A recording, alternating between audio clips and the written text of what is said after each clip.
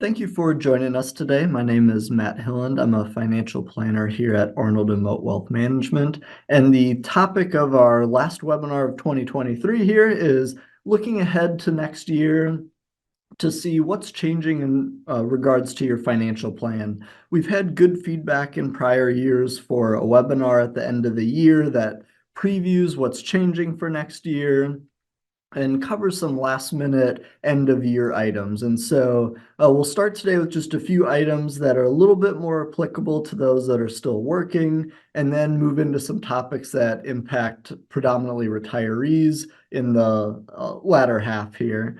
And so just to get started, one thing that changes every year, we're used to seeing these adjustments, is just what you can save into your retirement accounts. And so first up is 401ks.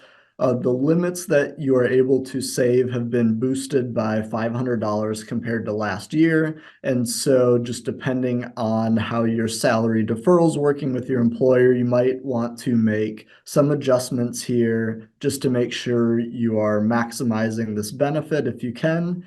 And then, of course, if you're over age 50, you get a pretty nice jump up in what's called catch-up contributions. So you're able to contribute quite a bit more. I also broke down here just how much you need to save per month, or if you're paid twice a month, the 1st and the 15th, maybe, how much you'd have to save each paycheck, or if you're paid bi-weekly 26 times a year, what would need to come out each paycheck to hit that maximum amount. Likewise, IRAs and Roth IRAs have the same idea, a contribution limit that has a small bump up for this year. For those under age 50, that's $7,000 that you can contribute to a Roth or a traditional IRA this year. If you're over age 50, you get an extra $1,000 bonus. And then here you can see what just that is per month, just to kind of get this set on autopilot and make sure you're maximizing that contribution. One thing that comes into play with a lot of people is to be eligible just to make ordinary Roth IRA contributions. You have to be below a certain income threshold, and that income threshold gets adjusted every year as well. And so for 2024, those numbers are about $230,000 for household filing tax returns married, $146,000 for single filers. There's a little phase out range. So if you have, just for example, $231,000 in income, you can still contribute. It's just a partial amount. You can't do the full $7,000 or full $8,000. There's this phase out range that we can help you calculate, but just something to look at. And this can be a really important planning point just as you're reviewing your finances for this year, as you're reviewing your 2023 tax returns. If you're close to this limit here for income and you have the ability to maybe defer some more taxes, switch to pre-tax savings in your 401k, utilize the HSA more, this can be a really important threshold that if you're near, there can be a lot of value in just reducing your income a little bit. Just because Roth IRAs in particular are so valuable for that long-term retirement savings. And then lastly here, HSAs or health savings account, just becoming a more and more important type of retirement account that people are using. Just to make things complicated, of course, the amounts you can save into HSAs vary depending on if you're age 55 or over. So other retirement accounts are age 50, these are age 55. And then you have contribution limits depending on if you're single or under family coverage. And so just for example, if you're under age 55 and your health insurance plan's just covering you as an individual, you can contribute up to $4,150 for the year. If your health insurance plan covers you and a spouse, you and your family, you can contribute up to $8,300.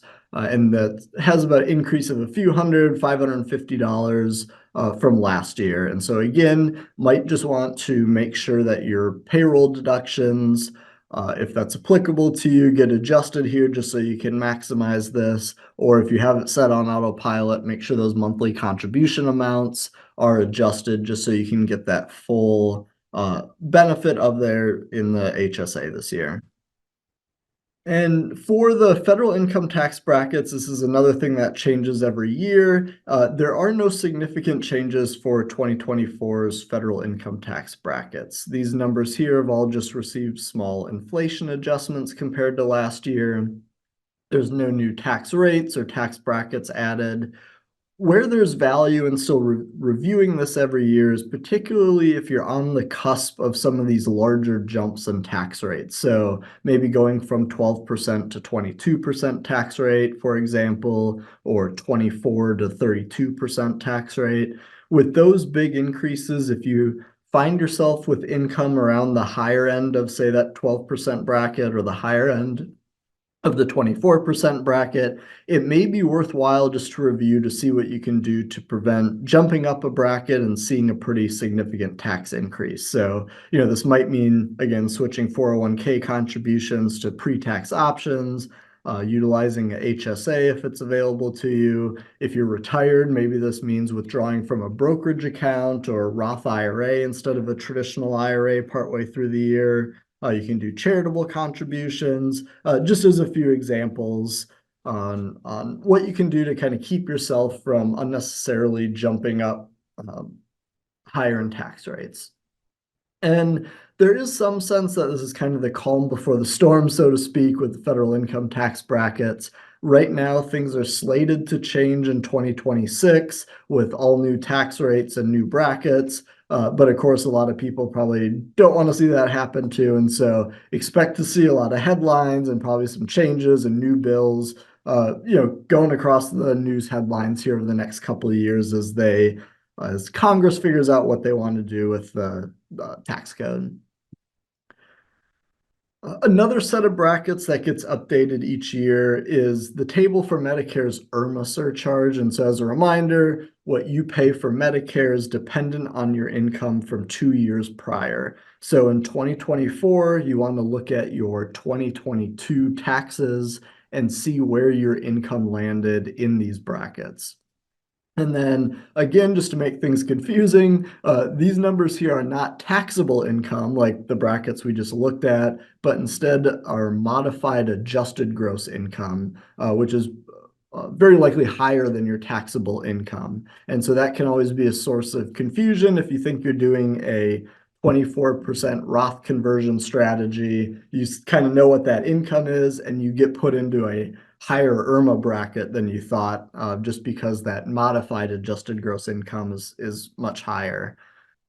And so like the federal income tax brackets, not much change here this year compared to last. Some inflation adjustments on these numbers, an increase in that standard Part B monthly premium. I think the real planning opportunity here is that if you're impacted by IRMAA, it is likely you will continue to be so in the future. And some planning can be very valuable to help you eventually get out of the surcharges or at least reduce them. And so just looking back at how these IRMAA brackets have changed over the years, IRMAA was introduced in 2007.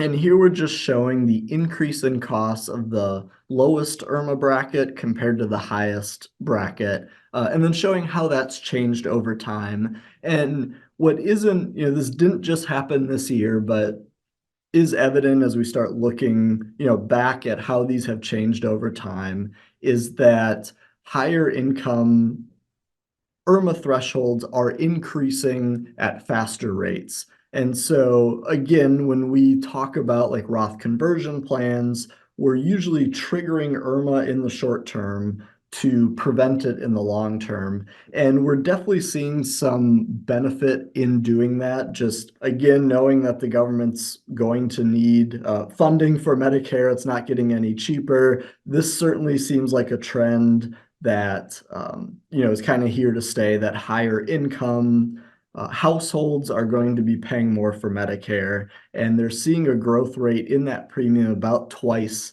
as lower income households. And so I think this is a good trade-off for a lot of people that are doing Roth conversion strategies now. No one likes paying that IRMAA charge, but knowing that you're kind of paying it now as opposed to a decade or two from now when it's a little more uncertain what these higher income brackets are going to be, I think is a very worthwhile consideration for a lot of households.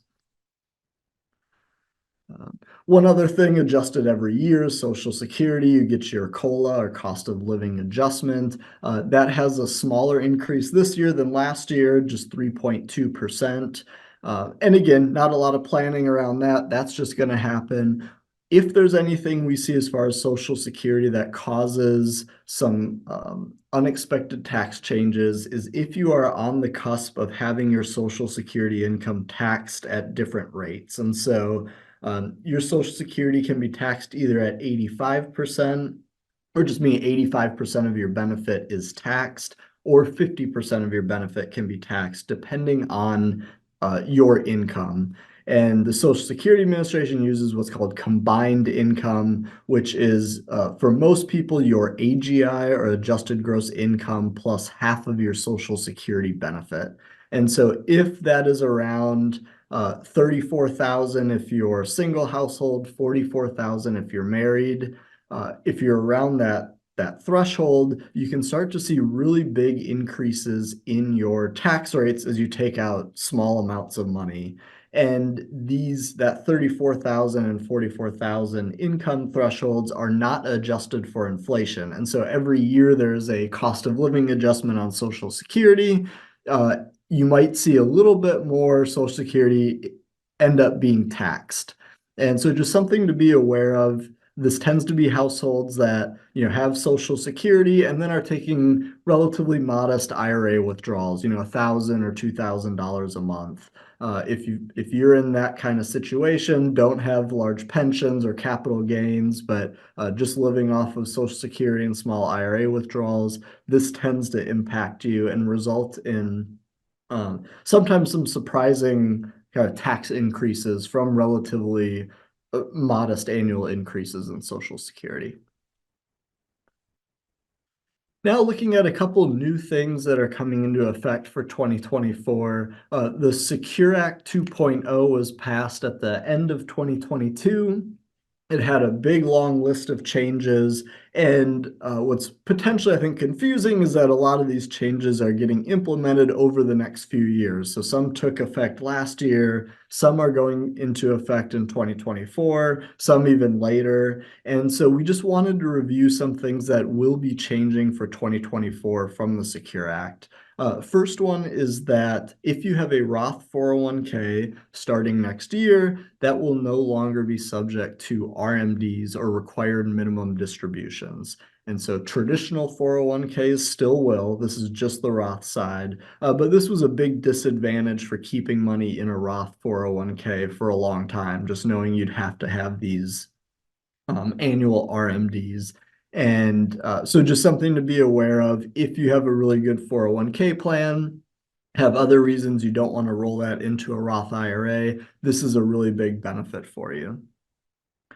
For younger savers here, there's a new provision that allows employers to still provide employees with a 401k match if they're making student loan payments. And so what they're trying to do here is they were worried that a lot of younger savers were falling behind. They were focusing their cash on paying off their student loans and kind of forgetting about retirement savings accounts. This at least allows those savers to be able to get the employer match while still paying off their student loans. And so look for this with your employer. It's going to be something they're going to want to see. They're going to need to see some kind of evidence that you're making qualified student loan payments, but again, can be a really big deal just because employer matches. Free money can be, several percent of your income saved in a tax deferred tax efficient retirement account. So it can be a really good benefit for some people that weren't able to save in 401ks because of their student loan payments. And then new this year now is starting the ability to roll money over from a 529 into a Roth IRA. There's an asterisk here because there's a lot of fine print on this rule.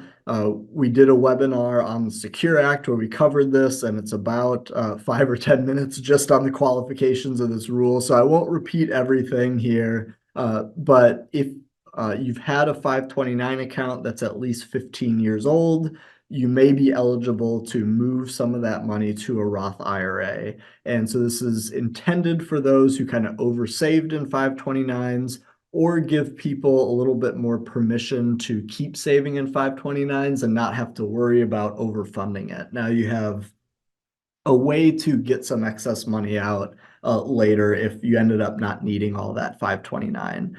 This is going to be a big planning opportunity for just about everyone. Very high income households can take advantage of this to get more money into Roths. Grandparents can use this to help kind of precede grandkids' retirement savings. There's a lot of versatility here. Probably won't get into all the details, but just know that starting in 2024, this option's there for you. There's a couple provisions from Secure Act 2.0 that were scheduled to go into effect, but were delayed or have just been getting a lot of press, and we want to make sure you know they aren't going into effect this year. So the first one is that there was going to be a rule that all catch-up contributions in 401ks, so this is if you're over age 50, that amount had to go into the Roth portion of your 401k if you had income above a certain threshold, and that was $145,000. That was delayed earlier this year, so it was scheduled to go into effect in 2024. It is no longer. It's now going to go into effect in 2026.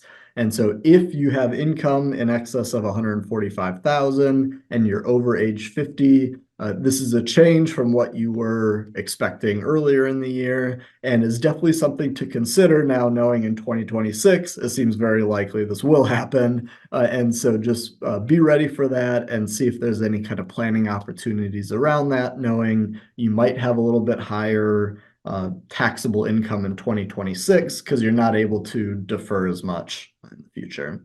And then now starting in 2025, there's going to be an additional 401k catch-up amount. And this is only for those between age 60 and 63, and it's going to be an additional catch-up that's there. And so I put it here just because it got a lot of press and it hasn't taken effect yet, so don't look to be able to do that. But also know that in 2025 is going to be an option, again, just for those in this narrow window here, age 60 to 63, to save a little bit more in that 401k, potentially get a little bit bigger tax deduction, and just, again, for some potential tax planning opportunity there. And then lastly, just a couple other items from Secure Act that have been changed. QCDs are something that everyone over age 70 and a half is able to do. Those are qualified charitable distributions, and it's a tax-free gift from your IRA. The limit to give via QCD was $100,000 a year for many, many years. Starting in 2024, that $100,000 amount is inflation adjusted. And so it's going to be $105,000 for 2024, and expect this just to go up every year from now on. No longer going to be that nice round $100,000 amount, but for people with very large RMDs or just very charitably inclined, a little bit more money you can give tax-free starting 2024.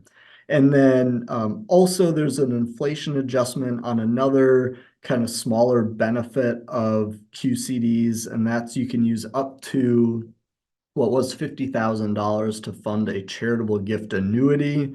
This is a lump sum of one-time contribution you make. A charity is the beneficiary of the annuity, but it pays you income while you're alive. And so this can be a nice way for people that want to be charitable, want to have, their beneficiary of their money be a charity, but are a little bit concerned on just outright donating $50,000 today. So a charitable gift annuity just allows you to get a little bit of an income stream from that donation while you're alive. And again, just a small increase in the amount that you are able to do in 2024. It's up to $53,000 now.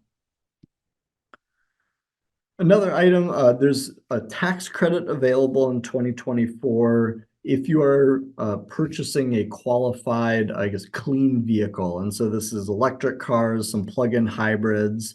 and it's up to $7,500 tax credit. So a pretty significant tax credit there. It's really two separate smaller tax credits. So cars can qualify for just one of the two, but maximum potential there is $7,500. And this is a tax credit that you are eligible for only if your AGI or adjusted gross income is below a certain threshold. And so, that threshold's $300,000 for a married couple, 225 for head of household, 150,000 for other filers. And what's potentially unique about this is that you can claim the credit if this year's AGI or last year's AGI was within this limit. And so if you know you had very high income last year and are buying a car this year and looking at an electric vehicle, it might be very worthwhile to figure out how you can defer some income, get some deductions to be able to qualify for this credit. Likewise, if your income's high this year, but you made it last year, just make sure that your last year's income makes you eligible still. And there is a lot of fine print to this tax credit. Auto manufacturers have to meet certain criteria on where they source their materials from, where the cars are built, where the batteries are assembled. And so not every vehicle qualifies for this. It's something, there's a lot of good resources online about what brands and makes and models qualify for these credits. And of course, the dealer, I'm sure, will be more than happy to steer you in the right direction if this is something you are interested in taking advantage of. If you are saving for a child or maybe a grandchild's college education, there were some changes for the FAFSA this year that are going to have a big impact for a lot of families. And so this is the application to determine federal student aid that's available. Couple items that probably have adverse effects for a lot. If you are a business owner or a farm owner, that asset, either the business or the farm, must be counted now as an asset on the FAFSA form.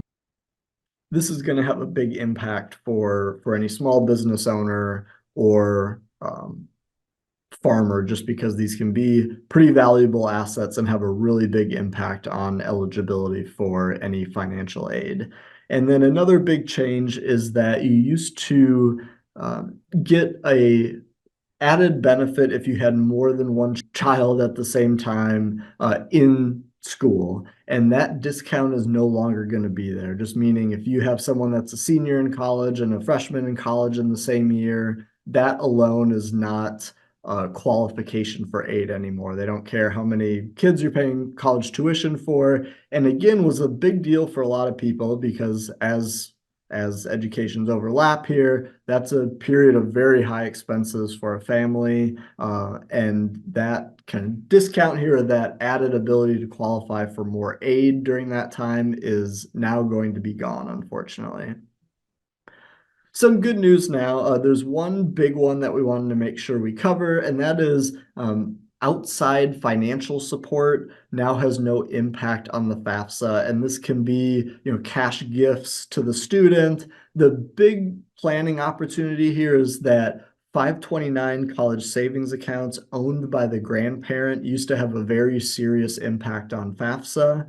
And almost to the extent where they may not be a good idea to have. And now that is not the case. They will not have an impact on your eligibility for any federal student aid. And so grandparent 529s in particular now, a very good thing to fund, if that's something you are interested in doing, and you do not have to worry about any potential impacts that will cause on any financial aid eligibility later. And lastly, just to sum up, these are a few items that are always kind of on our end of year checklist that we wanted to make sure here at the end of the year we're at least bringing up to your attention. One is tax loss harvesting. And so this is if you have investments outside of a retirement account, so just in a brokerage account. If you recognize any losses on there, you can get a tax deduction of up to $3,000. And if we're managing your investments for you at Schwab, this is something we're doing for you, so don't worry. But if you have outside investment accounts, uh, this is something important to check. And particularly this year, because many bond or fixed income funds are still down from where they were a year or 2 years ago, and you very likely have losses that you can recognize and take advantage of now. So do that before the end of the year, and be sure to get yourself a tax deduction if you can. Flexible spending accounts, of course, usually have a limit for money needs to be used before the end of the year, or you might have some grace period of a couple months, but at least here take a check it and see what's left in your FSA and get a plan to spend that. Charitable giving checks, if you're donating to charity at the last minute here before the end of the year, this can either just be a check from your checking account or via QCD from your IRA. Those should be cashed by the charity before the end of the year. So don't wait until December 31st to write the check, because it very well may not qualify for the year. So make sure you're giving the charity enough time to actually get that check deposited. Something that's always a little bit confusing, Roth conversions have an end of year deadline. And so if you want to do a Roth conversion for 2023, get that done before the end of the year. It's contributions that have the April 2024 deadline. And so just again, if you know Roth conversions are part of your financial plan, just have a couple weeks here to get those done. And then for many states, there's an end of year deadline for 529 contributions. And so if you want to get that state tax deduction for saving for any future college expenses for you, children, grandchildren, check your state. Iowa has an April deadline. And so for those lucky enough to be in Iowa, we get a few extra months here, but many states do not offer that kind of extension. That's December 31st is the deadline. And so make sure you do that. Make sure you maximize your state tax deduction that's available to you there. That's all we had. Thank you so much. If you have any questions, of course, please never hesitate to let us know. We're happy to follow up on any of these topics here. If we don't see you before the end of the year, happy holidays and take care.